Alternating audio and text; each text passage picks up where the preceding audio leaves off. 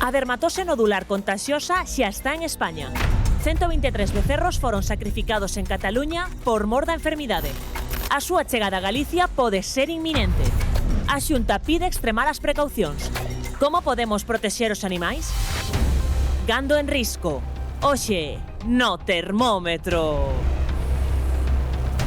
11:48 minutos da mañá, estamos en directo no termómetro na Televisión de Galicia. Este é o primeiro gromo que se detecta na Península Ibérica despois dos dous que se contaron ademais por dúcias en Francia e en Italia. A dermatitis nodular contagiosa xa está aquí en España, na Península Ibérica, e todas as precaucións agora son poucas.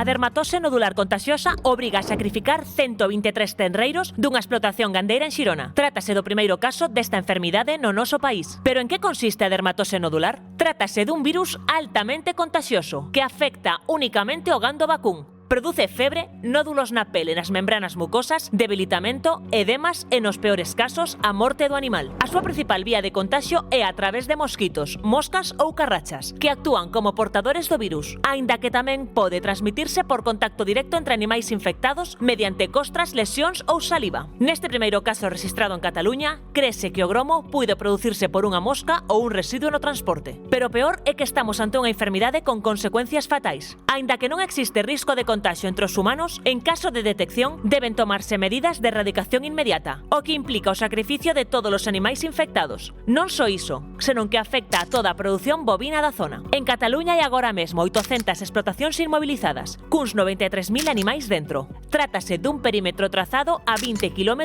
en torno á granxa infectada. Ata agora a enfermidade fora detectada en Francia, onde hai 67 focos, e en Italia, con outros 47 positivos. Debemos temer pola chegada deste virus a Galicia?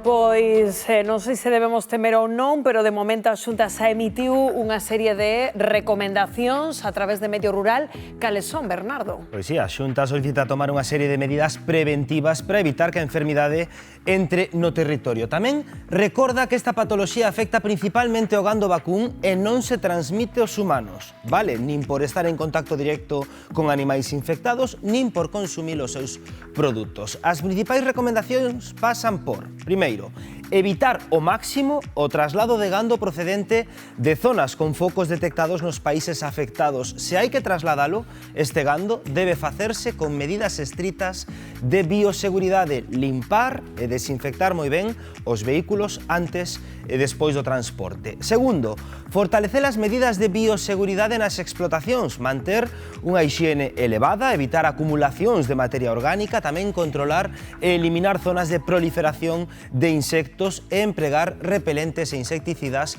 nas épocas con maior presenza de insectos vectores, os que transmiten a enfermidade. E terceiro, incrementar a vixilancia e detección precoz, é dicir, estar alerta a calquera síntoma sospeitoso nos animais, activar unha vixilancia pasiva diaria e notificar de inmediato ao Servizo Veterinario Oficial a sospeita de algún caso. Unhas medidas a ter moi en conta para minimizar o risco de entrada en Galicia e que en explotacións como a que hoxe visitamos, aí en Láncara, teñen, Fátima compañeira, moi presentes. Pois sí, compañero, aquí estamos nesta gandeiría o Palomar en Ronfe, en Láncara. Estamos con o Don. Xa viñemos contigo, Don, no verán para falar disto, das precaucións que estades a tomar, que estabades agora aínda máis, non? Sí, bueno, temos que seguir evitando que entre o contagio na zona, bueno, pues facendo o mesmo que facíamos, prevención, limpieza, desinfección e intentar non trasladar animales de unhas zonas para outras, porque, bueno, é un dos métodos no cal se suele ser o máis criminal para que se contagien os animales. Vos entendo que estades nerviosos, con medo, non, a que chegue aquí? Sí, nerviosos non, estamos máis que nerviosos, porque tens que dar cuenta que é unha enfermedade jodida para a granxa. Bueno, darlle confianza ao consumidor de que non é un problema por o consumo humano a enfermedade, pero nas granxas estamos moi preocupados, porque é un problema bastante severo, porque se entra a enfermedade na granxa, pois o primeiro que se fai é un vacío sanitario. E facer un vacío sanitario é moi complicado para unha granxa, porque te quedas sin os teus animales. Animales que botaches muchísimos anos para chegar a conseguilos, animales que tes unha base genética moi importante que leva moito tempo conseguila, e despois que, bueno, as inversións están feitas, somos un grupo moi grande de obreiros, e, bueno, é un problema económico moi grande para unha explotación, porque despois, a raíz deso, outro problema que temos é, no día de mañá, se queremos tomar a decisión de seguir ou parar, porque son decisións que hai que tomar, se queres seguir para conseguir os animales que tiñas, eso é moi complicado a día de hoxe, casi che diría que é impensable, vamos. En todo caso, vos estades alerta por se vedes algún síntoma nos animais, non? Que veríades? Claro, nun principio, pois, polo que se dice, os animales salen uns nódulos na piel, que son como uns voltiños, como, para dicir un exemplo, como se foran espinillas nos humanos, non? E a partir de aí, pois, bueno, o animal colle fiebre e ponse enfermo. E, bueno, pois aí teríamos que falar cas parte clínica, dicir, cos veterinarios, e eles, pois, virían a observar o animal a ver se era un posible contagio ou non por esta enfermedade. Bueno, pois, Odón, gracias por atendernos de novo. Agardamos, por suposto, pois que isto non chegue aquí, o gallá. Sí, esperemos que non chegue, pero, bueno, penso que a corto plazo ou largo plazo vai chegar. Se non se toman outras medidas, pois é un problema bastante severo para as explotacións. Gracias, Odón. Un problema severo, grazas Fátima, nerviosos, preocupados. A ver, non é para menos porque, xa lles digo, esta mesma fin de semana, o sábado, en Xirona, 123 reses.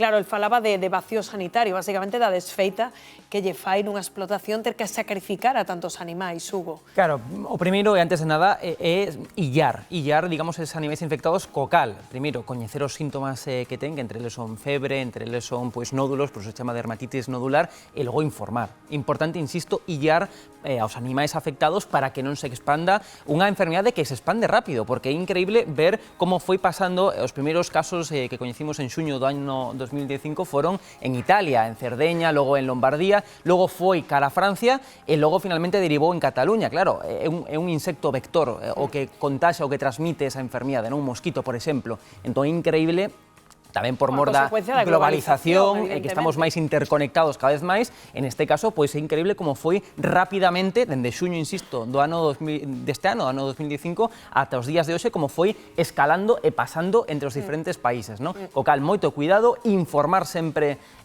dos animais illados e a partir de aí, pois, intentar conter. Sí, aí asunto que remarca, non? Que esta mesma mañá falábamos co medio rural, Selina, no que chaman a vixiancia pasiva, non? É dicir, estar pendentes o primeiro síntoma, como ademais estamos vendo as imaxes, é bastante claro, cando se infecta o animal, pois para illalo inmediatamente, o que digo, non? Sí, supoño que empeza polos traslados tamén, os traslados tendo en conta que falamos de Italia, falamos de Francia, agora xa Cataluña, non? O que todo o tema do control é importante tamén para que non chegue por esa vía.